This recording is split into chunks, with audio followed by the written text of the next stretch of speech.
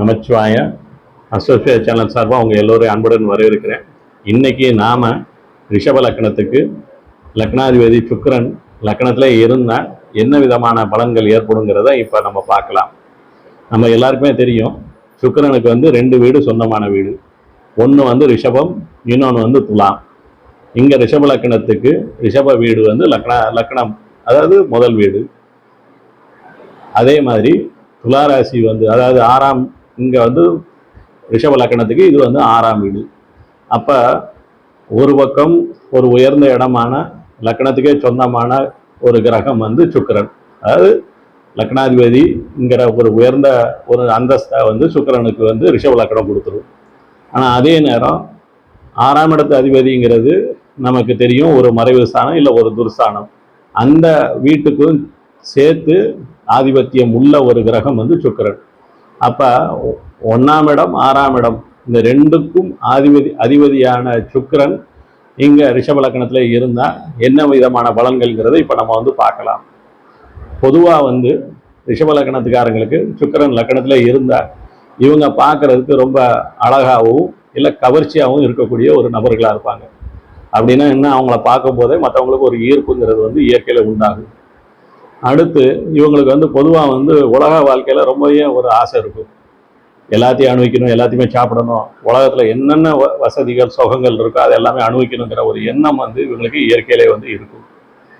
அடுத்து இவங்க வந்து லக்னாதிபதி லக்னத்திலே வந்து இருக்கு அப்படின்னாலுமே இவங்களுக்கு வந்து மனசில் வந்து ஒரு கவலை, ஒரு பயம், ஒரு சஞ்சலம், இது வந்து இயற்கையிலே இவங்களுக்கு வந்து இருக்கும். அப்படின்னா என்ன அர்த்தம், அவங்க நினைக்கிறதையே சட்டுன்னு அவங்களால ஒரு முடிவு எடுக்க முடியாமல் திணறுவாங்க. ஏன்னா அந்த பயம்ங்கிறது உள்ளுக்குள்ளே இருக்கும்.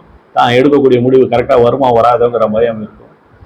அதே மாதிரி அடுத்தவங்களை வந்து ரொம்ப எளிதாக வந்து நம்ப மாட்டாங்க. அப்படின்னா என்ன அர்த்தம், எப்பயுமே ரொம்ப கவனமாகவே இருப்பாங்க. தனக்கு ஏதாவது பிரச்சனைகள் வந்துருமோ, சிக்கல்கள் வந்துருமோ அப்படிங்கிற அந்த கவலைங்கிறது இவங்களுக்கு வந்து பல விதத்தில் வந்து இருந்துக்கிட்டே இருக்கும். இங்கே சுக்கிரன் வந்து அஷ்டவர்க்கத்தில் நல்லா வலுவாக இருந்தால் பொதுவாக இவங்க வந்து நல்ல ஒரு பர்சனாலிட்டி, அதாவது பார்க்குறதுக்கு திடமான ஒரு முடிவு எடுக்கக்கூடிய ஒரு நபராக இருப்பாங்க.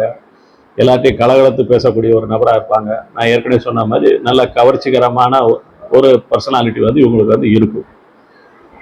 ஆனால் இவங்களுக்கு வந்து இன்னொரு பக்கம் கவலை இருக்கும், பயம் இருக்கும், பதட்டம் இருக்கும். அப்படின்னா இவங்க வந்து ஒரு டூயல் பர்சனாலிட்டியாக இருப்பாங்க. ஒரு பக்கம் இவங்கள மாதிரி பார்க்கறதுக்கு அழகான பர்சனாலிட்டி நம்ம எங்கேயுமே பார்க்க முடியாது. இன்னொரு பக்கம் நமக்கு வெளியில் தெரியாது. இவங்க கவலை, பயம், ஒரு பதட்டங்கிறது வந்து இருந்துக்கிட்டே இருக்கும்.